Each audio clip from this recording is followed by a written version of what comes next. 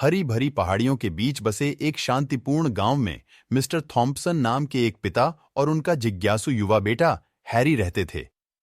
Mister Thompson अपनी ईमानदारी के लिए दूर दूर तक जाने जाते थे और वह यह अनमोल गुण अपने बेटे को देना चाहते थे।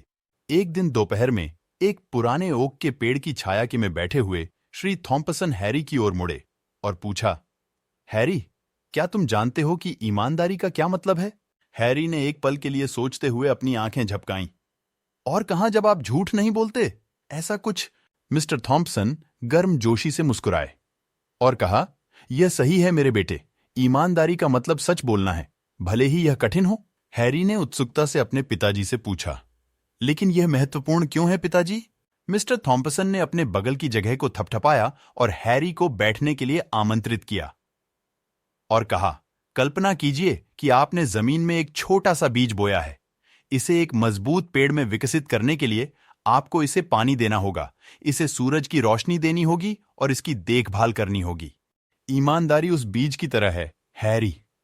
जब आप सच कहते हैं तो आप अपने दिल में विश्वास और अच्छाई का बीज बोते हो। हैरी ने सिर हिलाया। श्री थॉम्पसन ने कहा, ईमानदार होने से न केवल दूसरे लोग आप पर भरोसा करते हैं, बल्कि यह आपको इस बात पर गर्व महसूस करने में भी मदद करता है कि आप कौन हैं। जब आप ईमानदार होते हैं तो आपको झूठ को याद करने या दोषी महसूस करने के बारे में चिंता करने की जरूरत नहीं है। जैसे ही सूरज डूबने लगा, हैरी अपने पिता को देखकर मुस्कुराया और कहा, मैं आपके जैसा बनना चाहता हूं पिताजी। मैं ईमानदार होना चाहता हूं और विश्वास से भरा दिल रखना चाहता हूं।